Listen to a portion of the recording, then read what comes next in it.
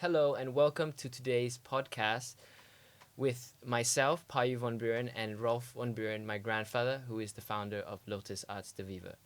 In today's first episode podcast, we are embarking on a journey in the new collection of handbags which has just been launched by Lotus called the Ensemble of Elegance. So please, Rolf, could you please tell us a bit about the new collection and the story behind the collection?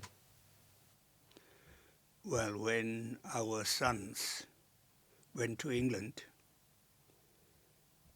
I was afraid of my wife sitting at home, nothing to do, and calling me 10 times a day in the office. So I set up Lotus and convinced her to use her strengths of doing things beautifully in a commercial way. And finally, I could convince her to start this.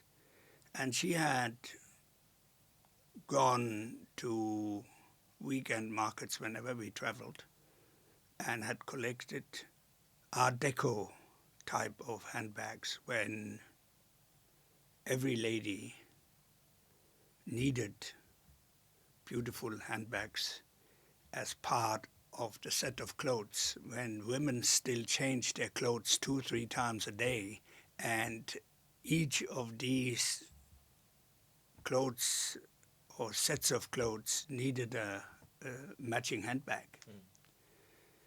So we looked for somebody who could do handbags for us. We found an old Chinese guy who was fantastic and very detailed, very slow, and did incredible handbags. Meanwhile, in the West, brands appeared, which before the Second World War there were hardly any brands.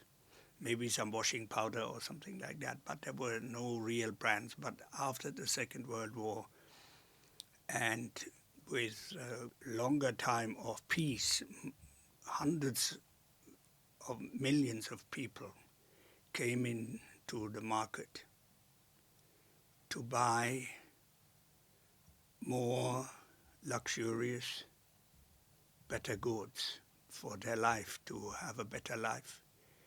And that's how the brands really started. Initially, it was, of course, great to have the brand that you bought exposed on the back, very big, very clearly. I have a Chanel bag, or I have a Louis Vuitton bag.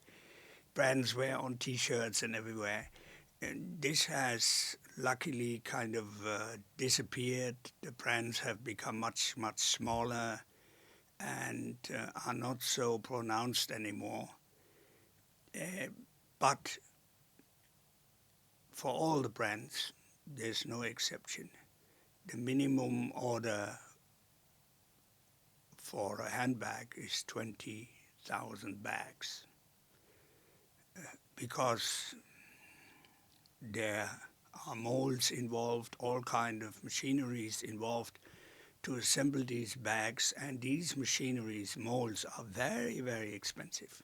They cost hundred thousands of dollars, if not millions, and if you divide that investment by 20,000, then it becomes a very manageable sum. So we in Lotus kind of went against the stream. The whole world was going for these brands, and we developed a department that was specializing in handbags, in handmade things, in beautiful things. And the Thai workers are unbelievably detailed and artistic. We have, most of our workers have been with us for 35 years. They are really treasures when it comes to to craft, to doing things, to doing knots, to doing all kind of things that have kind of disappeared. And today, I dare say that we are probably the only handbag maker in the world who still does things the way we are doing it. And in your blog, you mentioned that your handbags are your best-selling products in Lotus. Yes, the handbags have grown into a very substantial turnover business, and there are people today who collect our handbags. Yeah. And you mentioned your craftsmen in the handbag department has been with you for 35 years. And just on that note, Lotus will be 40 years old next year. That's right. Yeah. So how do you feel about that and all of Lotus's achievements? Well, it shows how old I am. But it's of course great if you reach this kind of marks and you can look back and assess. Today we are really an important handbag maker. We're selling handbags to America, to China, to Europe, to people who order them from us, who see a handbag and then want a little modification, want something different, and who want to dive into the materials that we have. Because lacquer, for instance, is not a cold climate product. It's a kind of tropical product. For the viewers who don't know what lacquer is, could you please explain to them what lacquer exactly is? Lacquer is the sap of the lacquer tree. And the lacquer trees vary from China to Japan to Thailand and Myanmar and India. In India, it ends up that it's not a tree anymore. It's actually an insect that produces the lacquer. And in China, it is still the sap of the tree, in Japan too. But lacquer is thousands of years old because it is natural material to waterproof things. So if you want to carry water, you lacquer the inside of the bag and you carry water in there. Or if you want to keep your fish that you caught in a basket, you lacquer it, and so on. So it's a most useful product that over thousands of years developed into an art form too, because it was there. So people kind of developed the technique of putting 60 layers, 80 layers, 100 layers of lacquer and then carving it. Of course, it's not easy like as I just described it, but you needed to add more oil or whatever it is. There are tricks of doing that, of carving lacquer. And in Japan, they kind of refined the whole technique of lacquer to an extent that is very Japanese. It's perfection. They use polishing media, which is very fine ashes from bamboo. Some of these ashes cost thousands of dollars per kilo. But they produce this marvelously even and shiny surface of the Japanese lacquer, and it impressed the West so much that all lacquer goods were called Japan, like you call porcelain China, like the elephant in the China shop. So lacquer was called Japan. Of course, originally it came from China, and Thailand has also lacquer, and India has some lacquer. But the the origin of each of these lacquer are slightly different, and they even differ from tree to tree. So it's quite an art to mix lacquer, and the colors one can produce in lacquer are very limited, because lacquer doesn't accept color easily. So it's either black or red, sometimes pink, but these are basically the colors available for lacquer. Of course, today when we talk about lacquer, it's a synthetic lacquer. It's the same lacquer you use for cars, for anything that you want to add a color to. So on that note, we have our first bag here, which is made out of lacquer. Could you tell me a bit about the technique that has gone into producing this the gold look on the bag? Well, we created the base of it, meaning the shell, and then we sent it to Japan and said as much gold as possible. You don't tell the Japanese how to do things. They do it their own style. And whoever has tried to impose a design on a Japanese workman gets polite answers, sometimes also a small production, but it never really catches on. You need to leave it to the Japanese to do their own thing. But you can give some preferences, whether you want more gold or you want more shell in it, and so on. That they will consider. And with this technique of lacquer, is there any specific type that was used to produce this one? No, it's natural lacquer, and it got gold dust being blown on at the end to make it look like that. And the original design was ours, and also the following design of adding stones and adding the handle and all that is our design. We have made only 3 of these handbags altogether, 3 in the last 39 years, and we keep the numbers down.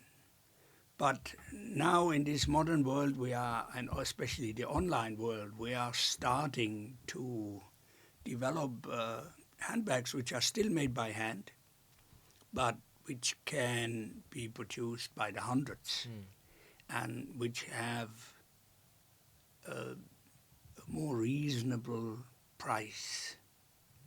But this is often, we have been called as expensive. But expensive, question mark. Well, I would say value for money. And if you look at this here, and this bracelet, there are probably hundreds of people doing this kind of bracelets. So why should we do the same like the others? When we approach a subject like this, we create a concept. And that concept is first material. What material are we using? We try to use rare material. In this case, we use black wood, which is very hard, which is like metal. When you carve it or when you cut it, the sawdust is like metal dust. It's very hard. And then we add the scarab wings in there, which is the best kind of color adding you could add to black. And it's all natural, right? It's all natural. Yeah. This is all natural, but it requires a certain process and a knowledge of the process, and then you need to have the fine hands of the Thai girls to do this, because this is quite an art to add this into the wood. This is an inlay work. And then you add a head, and the head is always Asian mythology. In the case of the dragon, it's Chinese mythology. Dragon is the overall important animal in the Chinese world. So with all of that in hand, could you tell us a bit how you've come in contact with these artists and sculptors and carvers that you've hired into Lotus's production? Was there a specific time or a place where you found them or invited them to come join? Well, I used to travel nearly 200 days per year. And in these travels, we stayed with friends.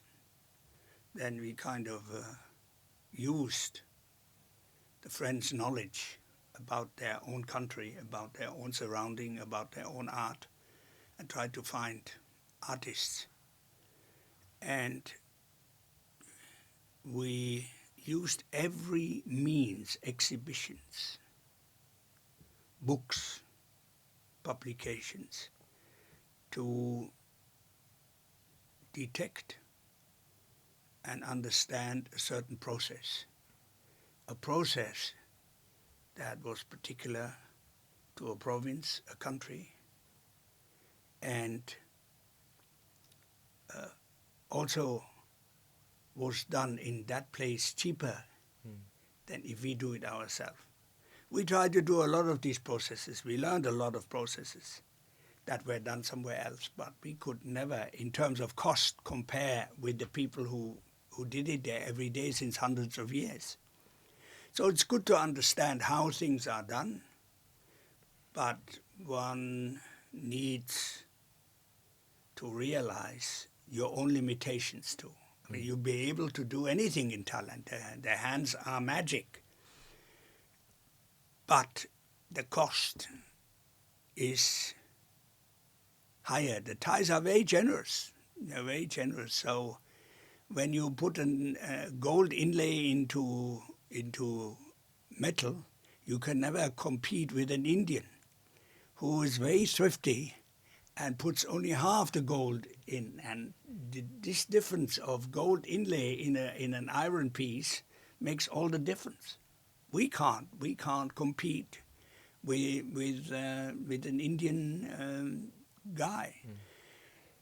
But beyond that, the search for processes and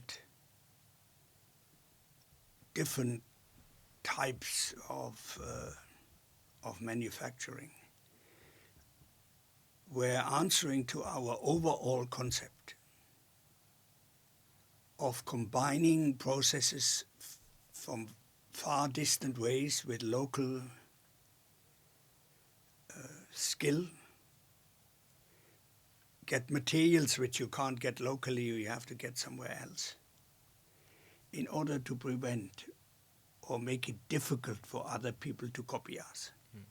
We are incredibly copied all over the place. There was a shop in Hong Kong where all our pieces were hanging on the wall, and they say, whatever you see here, we give it to you at half the price of Lotus. And this copying can be annoying. I've had people calling once a month and say, there's another shop opening there. They do exactly our pieces. Come and have a look. At the end I said, no, I'm not going to have a look anymore. Let them copy. That is their right. And they only copy the best. So that is a compliment to us. Let's move on, do something new. And this looking for new things was also part business pressure, because we had a very small and loyal following of people. And they wanted something new all the time. They didn't want to buy the old things. They had bought it already. So there was it's a very complex picture of pressure from the market to do something new, traveling and find something new, sorting out new things, 2, 3 things, and adopting one of them, and kind of finding a supplier who is reliable and who would also listen to us. Because when you go to an accomplished artist in Tibet or in Nepal or in China, they don't want to listen to a foreigner what to do. So you got to recognize them first as the artists they are and convey that to them. And then kind of probe small changes. Once they see the changes, that they come out very pretty, they are convinced.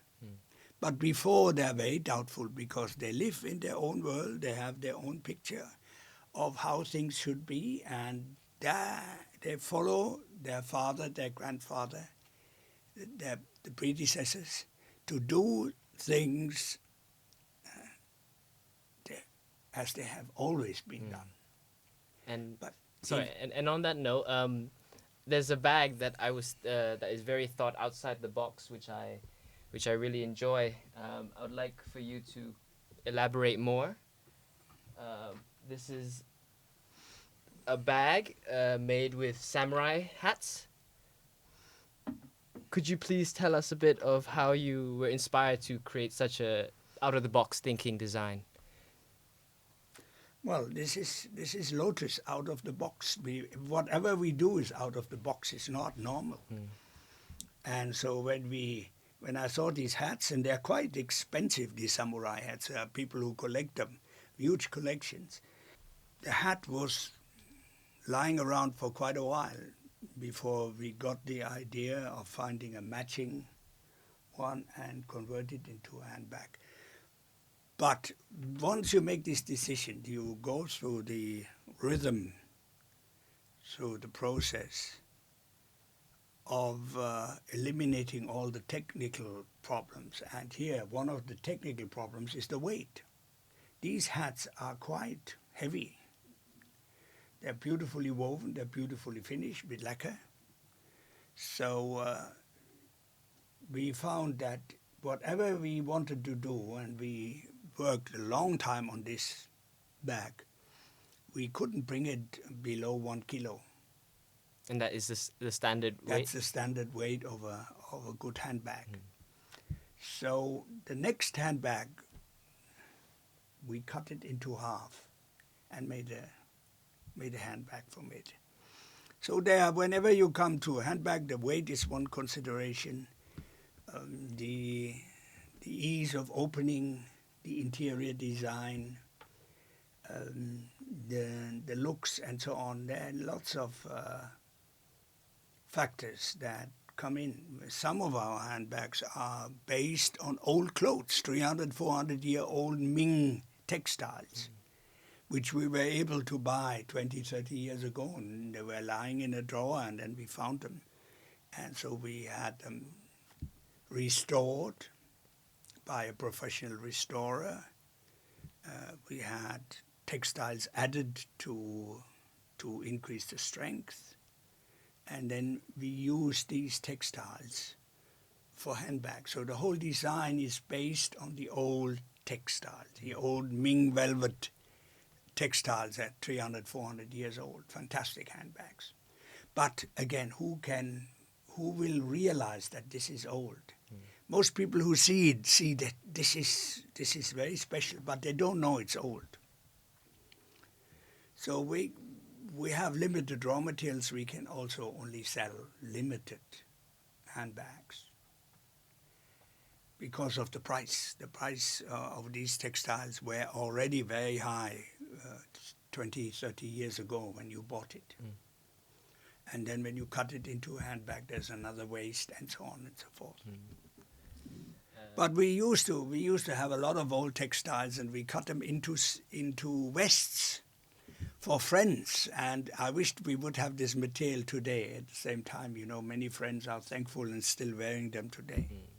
On the note of friends, you might know this, but we've been scanning and developing your old photos, and I'd like to showcase some of your photos that you might not have seen before. And could you please elaborate on them?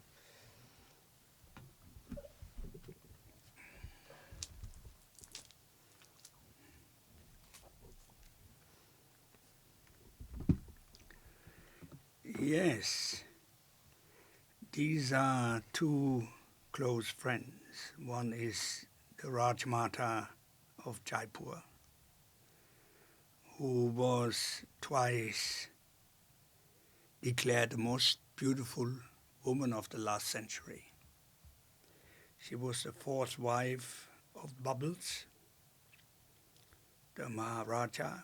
He was called Bubbles because on their wedding, I think they consumed something like 1,000 bottles of champagne, and so made him Bubbles. The other one is Makoto Asabuki, a Japanese friend of ours who both have died, unfortunately, because the Rajmata was most helpful in opening our shops abroad the world. She traveled with us, and we stayed in her house when we were in Jaipur. And she was a wonderful woman, an incredible woman. And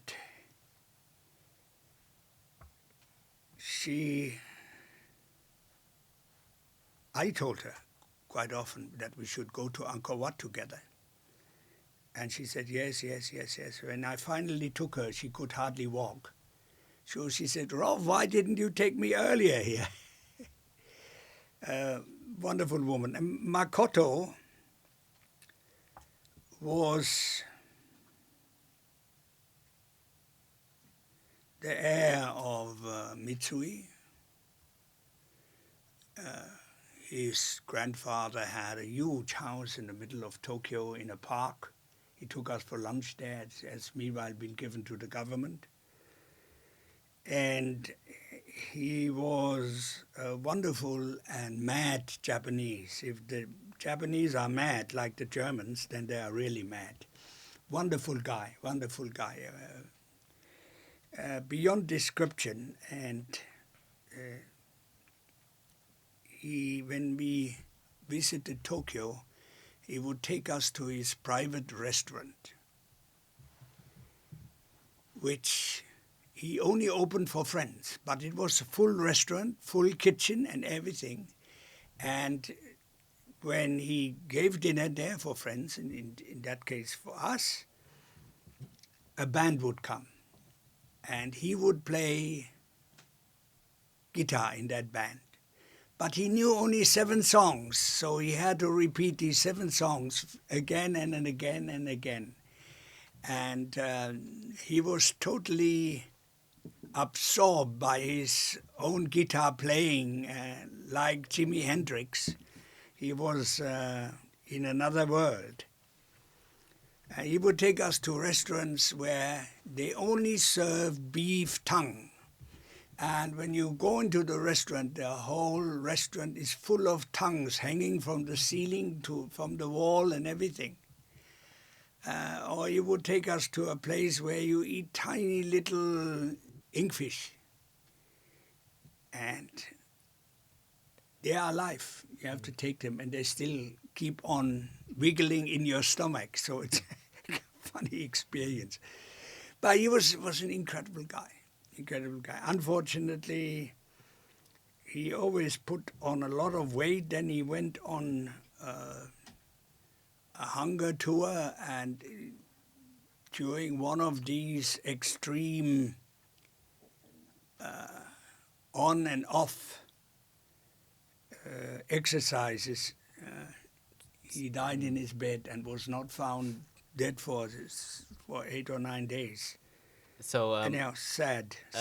So would you say your friendships has a lot to do with your influences into the design of the bags? Of course. Of course. We are.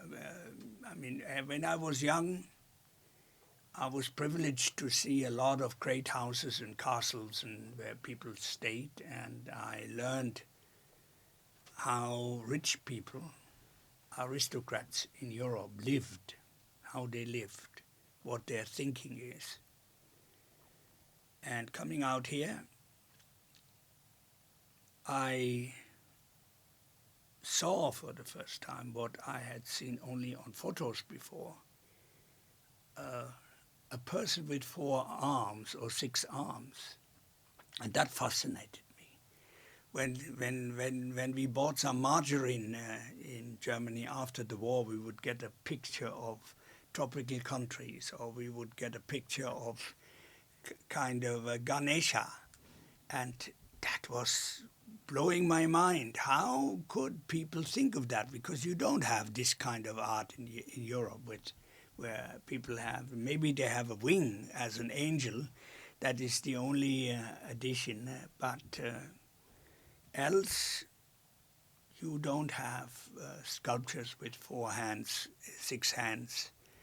And the whole East was this magic of seeing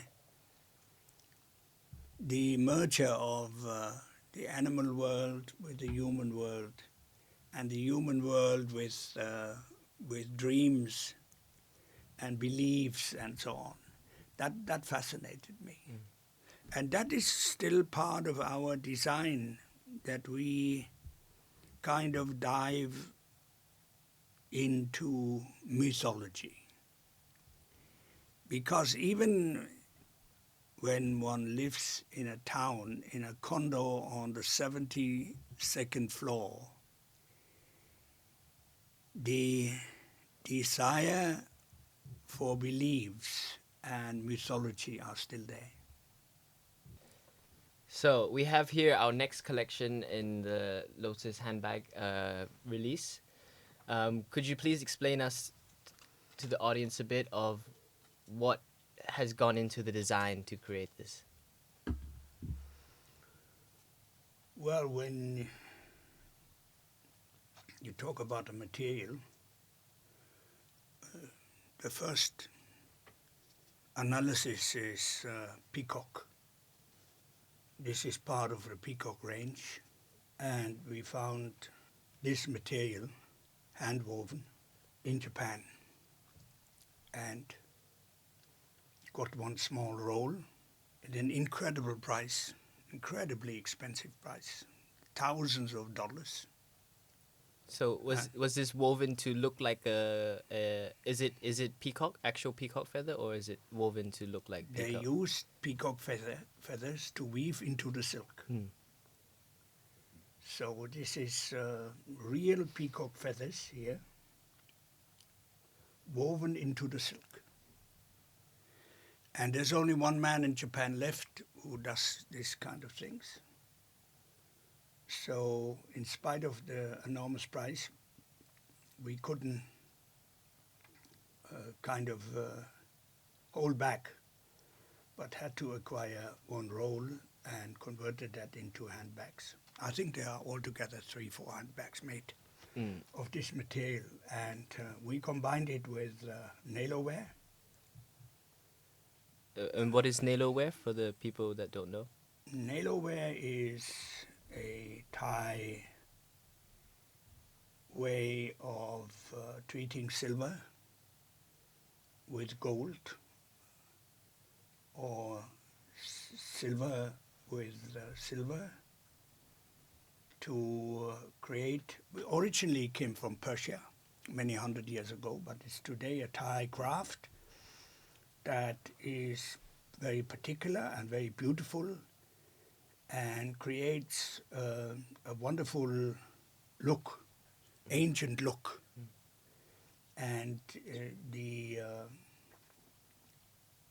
frame is made by a few of these leftover artists who usually come from the south, the nailowear. Of Thailand? Yeah. And this is all produced, this whole nailowear is produced in Thailand? Yeah, it's all produced in Thailand, yeah. Mm. It's very pricey, and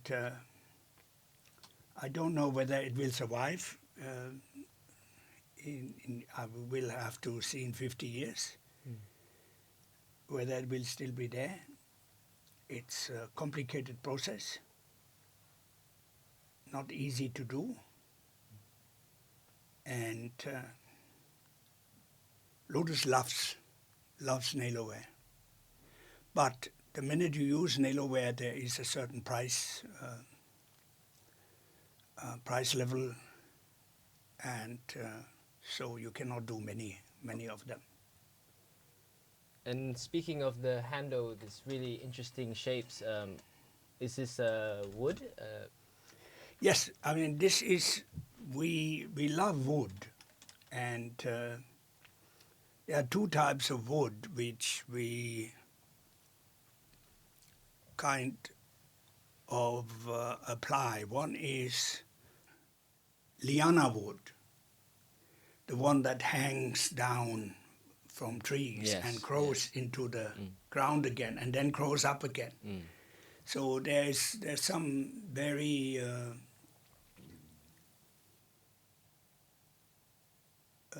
important sites in the world where you still have that, but they are limited to Brazil and Indonesia. Well, the Lyanna wood is more or less finished. You can't find it anymore, or very few pieces are left. While the winding wood, what we call the crazy wood, is still available, but we have bought a lot of stock to choose the best pieces for handles. And we find these handles beautiful and unusual. Unusual. We are going for the unusual parts in that. And So in this bag, generally you've combined it a lot of different techniques from all around the world. So Yeah. you've got the obi, woven textile. You've got the Persian, but produced in Thailand now. The nailware, the Thai. nailware. So could you talk to us about how these techniques complement each other in a way? Well, what comes out is design and good taste. Lotus taste. I mean, it's not everybody's taste, but that is classical European culture combined with Asian influences. And whenever the Asian influences are supposed to be stronger, they will be stronger. Whenever the European influences are supposed to be stronger, then they will be. Handbags are basically a European instrument, are a European piece for women to wear and use. So the handbag itself is very much fashioned after the Art Deco great period from 1920 to 1940.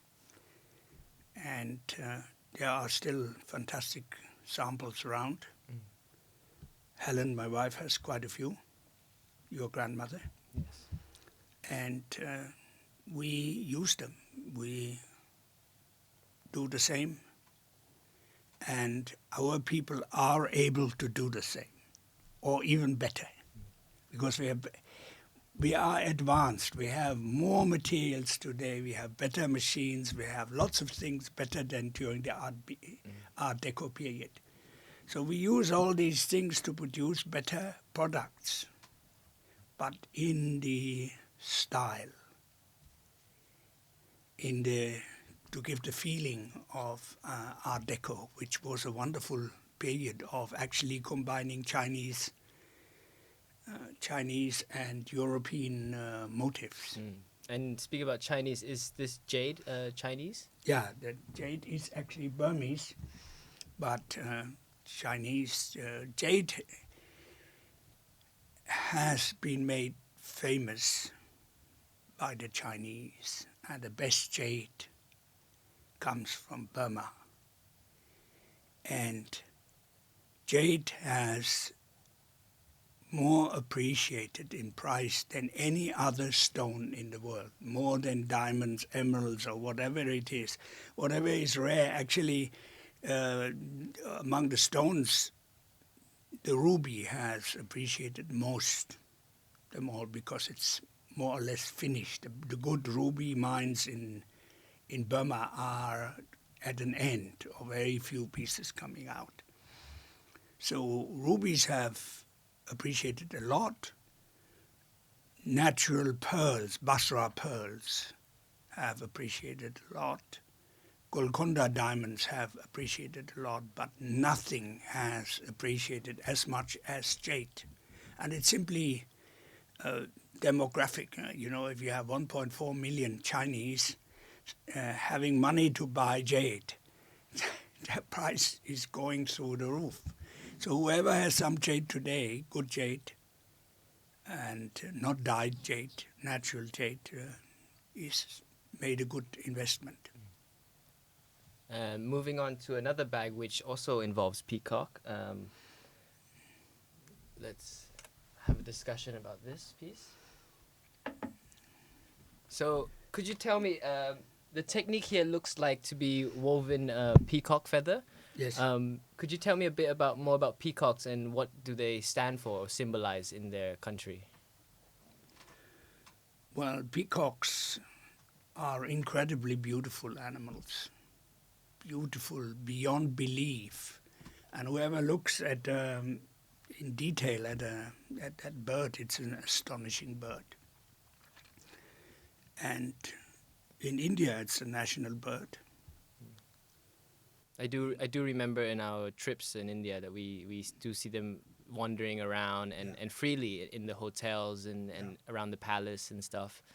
I think it's such a beautiful sight to see in India especially.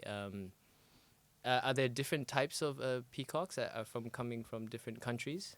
Yeah, there is the Indian one, which is more blue, and there is the Thai peacock, the original Thai peacock, which is more green, but they look very much the same. And in China, during the Ming period, every mandarin used to have one peacock feather in his hat, which symbolized power. And the peacock is considered to be a very intelligent animal, which they are. They're very, very intelligent and beautiful creations of this world. I mean, this is unbelievable how beautiful they are. And they grow the males grow these long feathers, this tail, every year anew, which is quite a production, because it takes about 4 months, 5 months, and from no feathers suddenly there is this 1.50 meter long tail, endless feathers and beauty, which he can spread in the mating season to attract the females. And wonderful animals, and they have always been admired around the world as superb. And I can see there's another technique involved, which you've mentioned already, which is the scarab inlay. Yeah. Could you tell us a bit about where the origins of scarab came from? Well, the scarab has always been a mythical animal from Egyptian times already. The Egyptians made the scarab a god because it would, as a small animal, kind of push up a bigger ball up the hill and then lay its eggs in there. So that ball of straw and grass was the media to reproduce for the scarab. And the scarab was the symbol of endless life. Also in China, when an emperor died, they would put carved scarabs in the ears and into the mouth to help reach the other life. Mm-hmm. So the scarab is generally accepted as a life cycle animal, and the scarab is available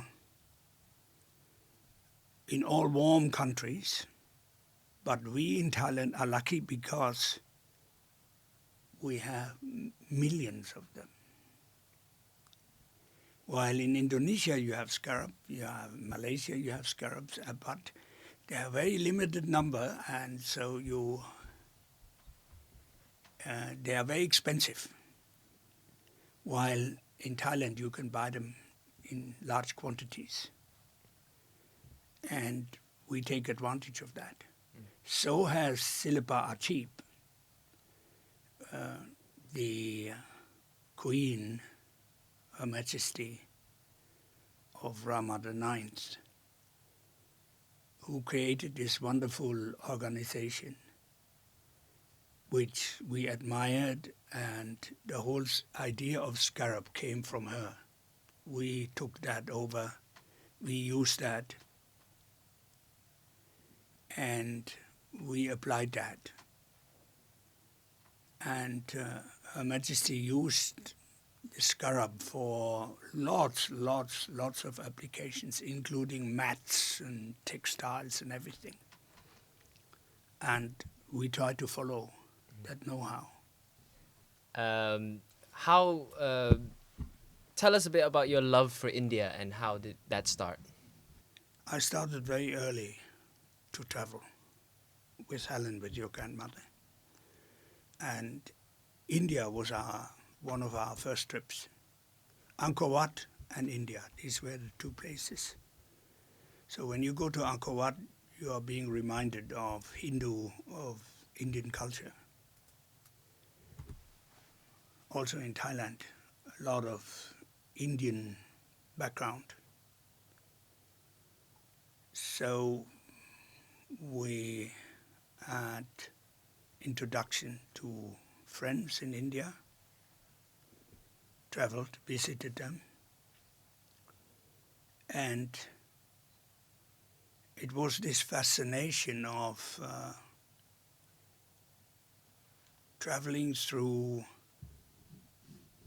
a country where you are in the morning in a modern city with department stores, or at least a modern city, and in the afternoon you are 300 years back in markets where one market is only copper, one market is only iron, one market is only bronze, and you go through these time bells where you are kind of returned by hundreds of years, where people sit and sell their goods, and all of them sit together, all of them selling the same goods, and more or less the same price, maybe small differences.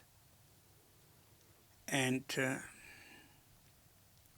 where religion still lives, because in Europe, the Europe I left, religion had become marginal already. Today, when you go back to Europe and you go to a church, there are no young people in the churches. Very few. It's not that religion has disappeared. I mean, it's deeply ingrained in the thinking and in the daily life, but it's not practiced anymore. It's not part of our conscious decision-making. While in India, still today, everything is religion. Holidays are religions. Daily life starts very often with religion, and when we traveled early to Bali, we were pretty alone, not so many foreigners, but later on we asked, why are the Europeans are so crazy about Bali? Until one friend told me, look, there's something tickled with the Europeans that they have lost. It's religion. When you see the daily giving little offerings to the spirits of the earth, the daily little doing to fulfill some religious obligation. The daily, the weekly, the monthly rhythm of temple festivals and all that. Every little sign in the house has some religious meaning. People Europeans were reminded of the power of religion which they had lost. And somehow that is an attraction when you go to something that has what you lost yourself. So this is maybe one of the explanations of the love of Europeans of Bali, is that there are elements of religion that were lost in Europe, where very few people go to the church to pray, or very few people pray before food. Would you say in Asia too, not just in that one country? Well, I would say that generally the urban life, the commercial struggle to survive, the work, the strive to live has gained both a religion. It's partly a time question. Partly a time question that a Muslim worker in a factory won't have the time to pray 5 times a day. He will be kind of constrained by the work rhythm. So modern life kind of dilutes this religious life or religious way of living, and this is all over Asia is like this. In a varying degree. I mean, Japan is different, China is different, Bali is different, Java is different, Thailand is different, Myanmar is different, and India is certainly different. And for the cashmere behind us, could you explain to us when you were first fascinated with the cashmere? Well, this goes back to my love for textiles. Yes, exactly. And I bought my first cashmere shawl in Calcutta for $3,000 during my first trip, our first trip to India in the early 60s.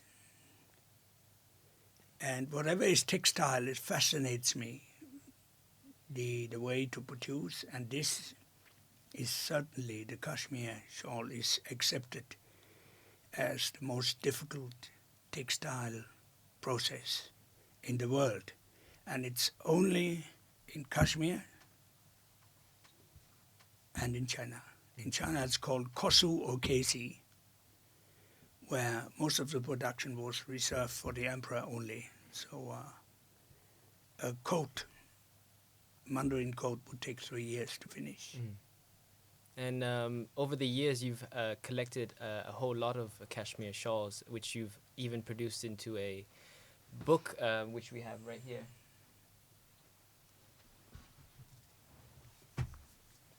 Could you tell us a bit of how do you envision this book to tell the story of your cashmere, or what is the purpose of creating a book such like this? Well, if you have a collection and you kind of carry a responsibility, and you can The responsibility can be purely commercial, that you're trying to sell it, or you're trying to maintain it, display it, give it to a museum. There can be many different motives. And to start a book is the first in the process of handling a collection. So you're trying to educate the next generation of this technique, and would you say you're trying to maybe revive it in a way? Well, to create the book is not trying to educate or something. That is a process in itself. Just to state, this is available, this is here, this is being kept. And I got the foremost expert in the world, an American, to write the text of this book and the introduction. He wrote lots of books on Kashmir shawl. And so there is no serious purpose when you write a book like that. But what comes out once the book is written, that's a different story. It's a different story. To do a museum for textiles is quite expensive because you need to assure the same temperature and humidity all through the year. So it's an expensive exercise. In this book, there are only the uncut original size Kashmir shawls for men, for women. They're different sizes. They were produced in pairs. There's a whole fashion history behind the Kashmir shawls. They were so expensive and so difficult to produce that they were only for the aristocrats, only for the top people.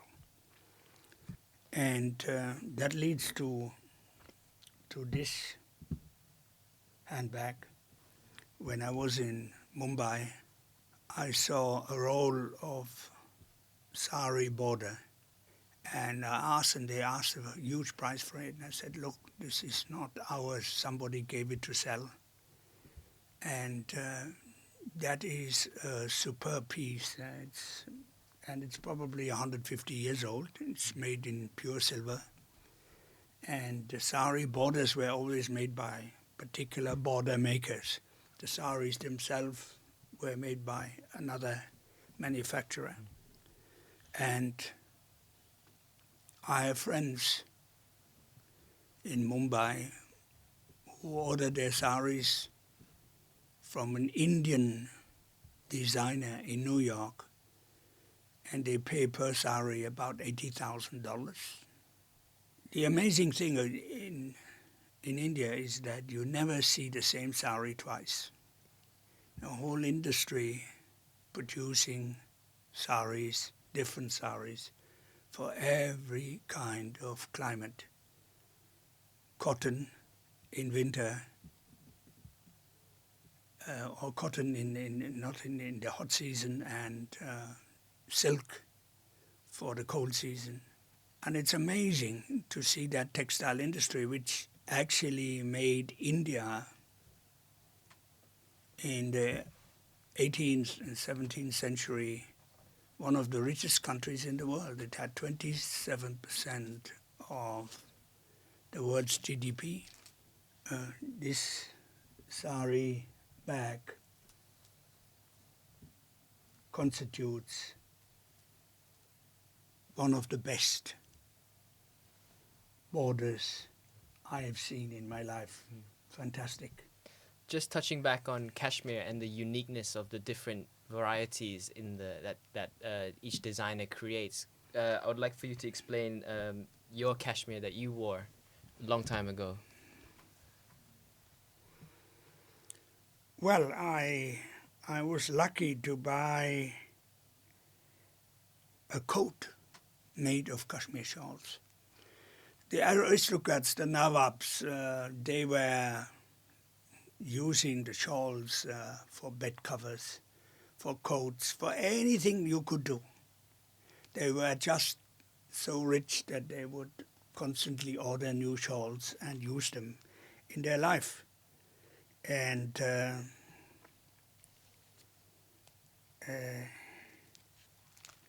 So I was, in my last wedding, I went to India.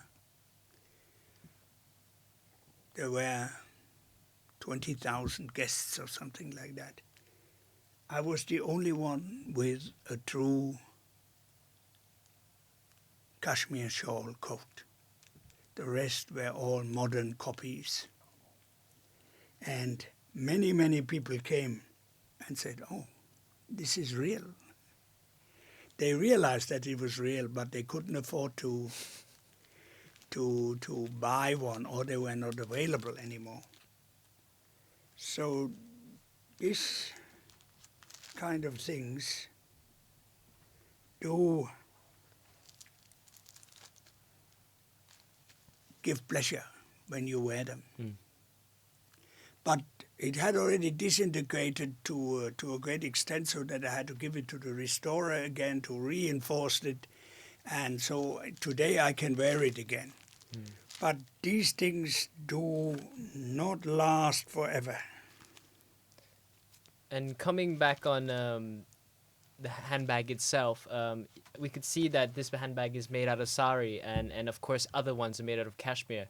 How do you make the critical decision of picking the right or the correct sari or cashmere to be cut up and to be applied and woven into the handbag? Basically, you use what you have, or if necessary, you buy what you have, but you use what you have and then kind of add design. And if it doesn't fit the design, you don't use it. You don't force it. This is no way. This is not our thinking. Could you tell us a bit, and the audience, about the Cabinet of Curiosity? Well, that was created and came out of the discoveries of the East. Vasco da Gama landed, I think, in India 1497,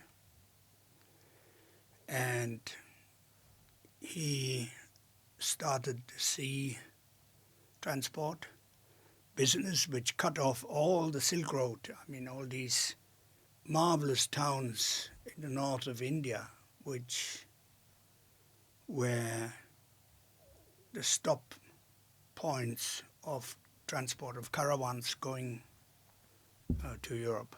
But the land transport is always more expensive than the sea transport. It's also more risky.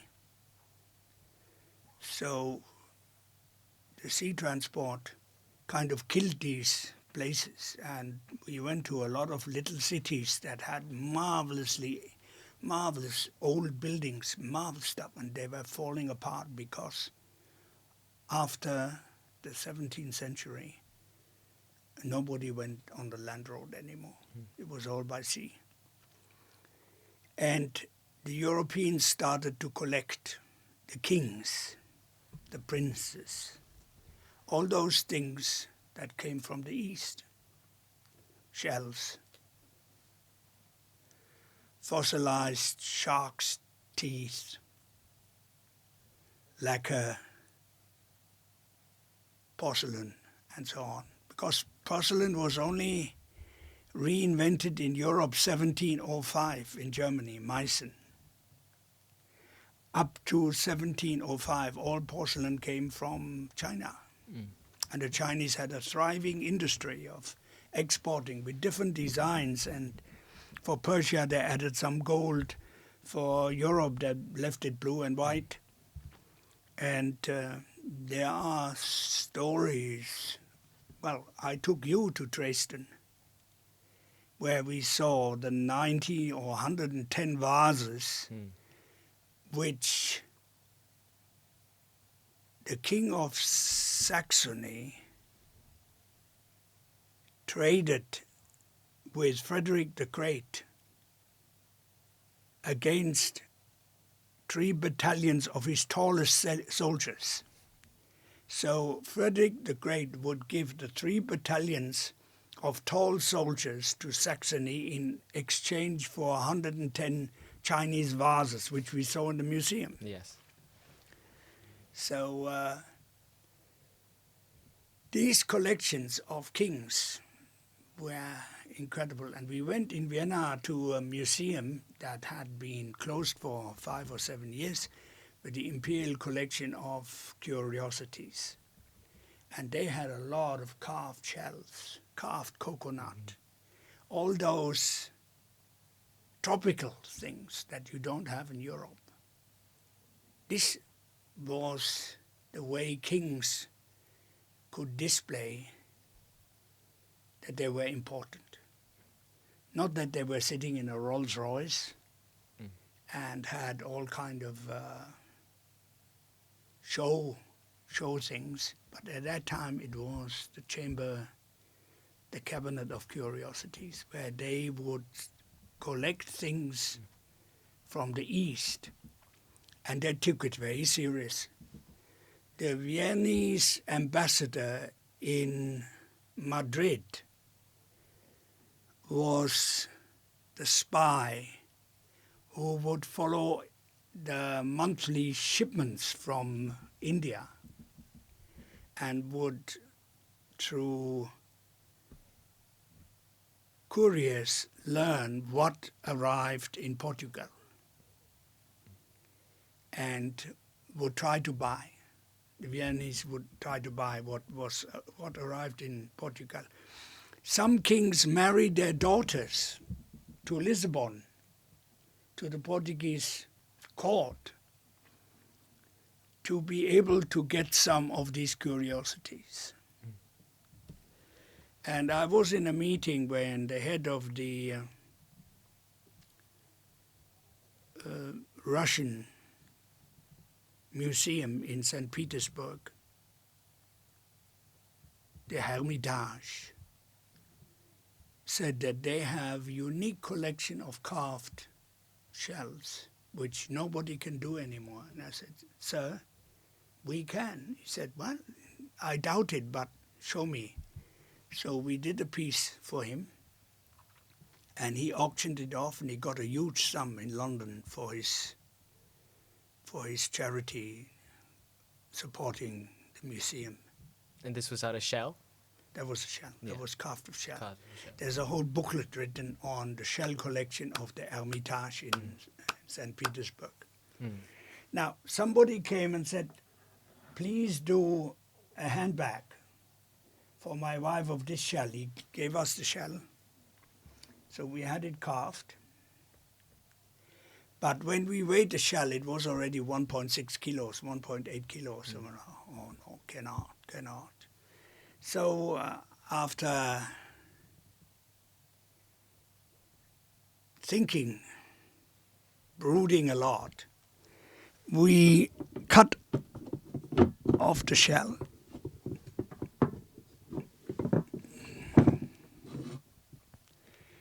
into a natural heavy one, and the rest we copied the carving in fiberglass. So the combination, so out of one shell we made 2 shells. This is the one where the body is the original and this part is fiberglass. And this one is the second one where the body is the fiberglass and the original is the shell. And that way we managed to keep the bag somewhere in the range of 1 kilo weight.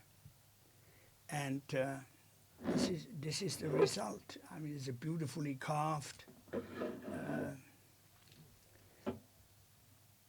It's a real collector's item because it's, of course, not too much space in there, but it's just a piece of art to have and to wear once in a while, once or twice in a year. And there are diamonds all around here. So it's a beautiful, beautiful little piece for a chamber of curiosities, a modern one, modern chamber of curiosities.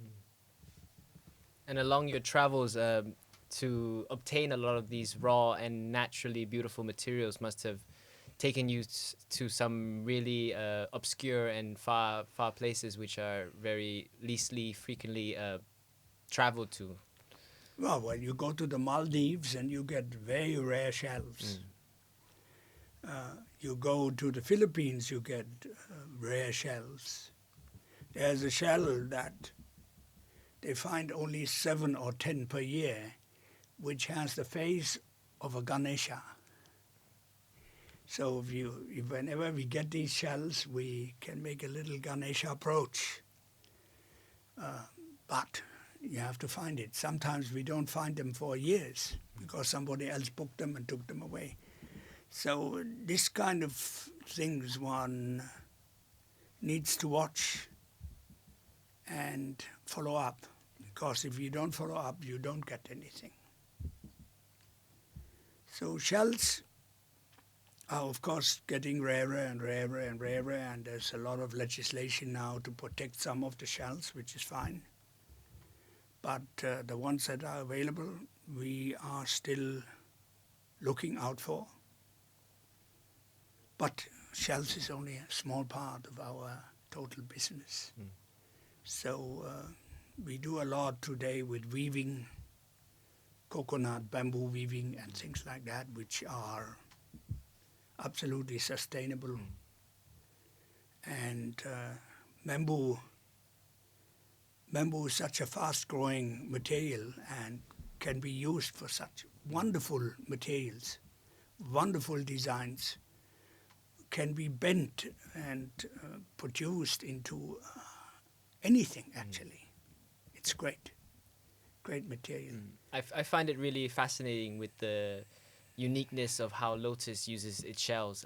From my experience of living in back home in our compound, I've encountered a lot of our plates to be made out of shell and incorporated with some silver art piece or decorative. So I think you've at Lotus have kind of mastered the craft of carving and working with natural shells. So these workers that you've found, who you've produced for the Russian Hermitage Museum. But how did these sculptors start off? Were they wood carvers, or were they naturally from the start like shell carvers, or did you have to gradually teach them a way? Well, at the time when they did it, it was mainly a material question. You know, you need material harder than shell to carve. When that material is available, when you have drills and knives and chisels that are harder than shells, then you can carve. The carving itself is a natural endowment. You have that as an artist. But if the material is not available, then you can't develop it. If you carve wood, you can't use the same material for shells. If you carve wood, you can't use the same material for coconut. If you carve wood, you cannot use the same for ivory or whatever else is being carved. You cannot do that. So with the capability, with the talent to carve, goes also material to use for carving. Throughout your life, you've visited, of course, many parties and events which have maybe inspired you in your designs and in your style. For this bag itself, how do you envision someone wearing it, or where would they wear it? Well, this is an evening bag. You don't wear that in the morning. You don't wear that for lunch. That is, you make a statement when you wear that. And the ladies who know how to make statement, they know when they see the bag that this is a statement. So we leave it to the customers to decide, and there are lots of them around who know this is the thing. And can you recall any bag in particular that has had the same effect or the same power, which you were taken back or amazed by when you first saw it? Well, we did a lot of bags and also evening bags, but maybe this is the strongest statement we have made so far. Yes. And throughout these parties that you've been to, you must have encountered a lot of interesting people and fun locations. Could you recall one of these places you've been to, maybe in India or in China or somewhere? No, of course. I mean, when you are in China and you go to the Forbidden City, that is an amazing visit. To imagine the life in there and remembering some of the films that were made in there about the life in the Forbidden City. The sheer size conveys something about the size of the country, the power of the emperor. So the same goes for places in India. When you see their old forts, their old fortresses, their palaces, you can see the power that was projected through that. Yeah. Okay. So, Rolfie, we have another bag that is a evening bag, which is a 1920 inspired clutch bag. So, right after the First World War, this bag came out, and it was a very popular, even to this day. What could you say that you envisioned to bring out this type of design from something like the 1920s and kind of relating it back to how we're coming out of COVID too? Well, that's a good question. Well, what has COVID taught us? We're still trying to kind of summarize the effects of COVID on our private life and our family life and our work life. We are not yet 100% through, but survival has been very tough. Also for Lotus, was not an easy time to do. But it gave us the opportunity to revisit our past productions, our past designs, and to kind of imagine how will be future life. And while on the one side, COVID has reduced personal touch and personal meetings a lot. Online business has grown a lot. We have actually become poorer in terms of human relationships. But one desire has not changed. I think that is more than ever prevalent and valid, is that a human wants something that others don't have. That is, since thousands of years, is a guiding principle of humanity. We want something others don't have. So this desire is also valid today. And we are producing items that are rare, that are not commonly available. So we hope to profit from that desire. We hope to fulfill this desire of producing things that are rare. Now, this bag was after the First World War. Women shed their clothes to 10%. What was 100% before, they had underpants, then they had another pants, and then they had a skirt, underskirt, and then they had another underskirt, and then they had a skirt. So then they had a corset and all kind of things. I mean, in the West, I'm talking about the West, there was an enormous layers of clothes. And after the First World War, this was reduced to 10%. So it changed. It was one of the changes caused by the First World War. The other changes was a roaring life, because people had looked into the eyes of death, because there was no family in England, France, or Germany which had not lost at least one member. They announced that England, America, and France had won the war. There were 1 million people in the streets of London, and there was total silence. There was no cheers, nothing, because everybody had suffered in some way from that war.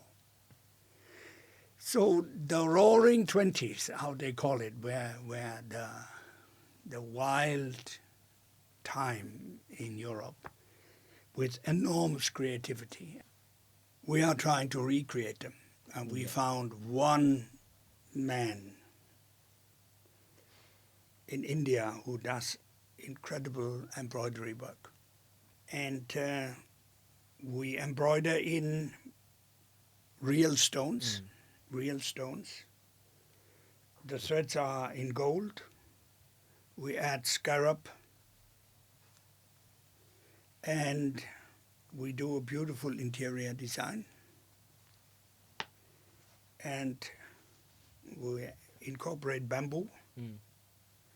So we hope that this is the creative new range of products that will be used for evenings back when you meet your friends. When you go, you carry this and say, that's me, that's me. I have something rare, I have something that I love. And it's symbolic. It's symbolic. It shows great care, great effort gone in, and great beauty. Another practicality I want to point out with another bag is I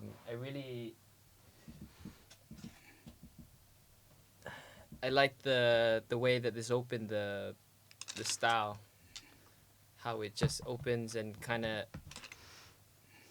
uses another mechanical system which helps it, I don't know, open it, I guess, nicer. Yes. But can I please have a look at it? Because that is Helen. Helen got the bag of this type. And it was inspired, yes? A vintage bag. Yeah, Helen. So I borrowed it. She was very reluctant to give it to me as usual. But it is a way of opening the bag, putting your hand in, and if you are lucky,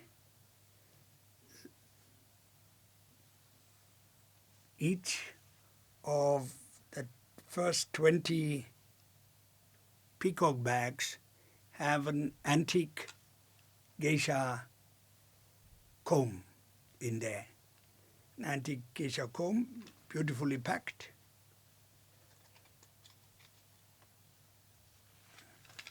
And they're in there. So just touching back on the combs, and we recently discovered that you and Helen have a large collection of combs. Could you elaborate a bit on the collection you have, and maybe where you've collected most of these combs? Well, we have hair, so we need combs. Yeah. And combs were made in the past of wood, of horn, of tortoise shell, of ivory, all kind of precious materials.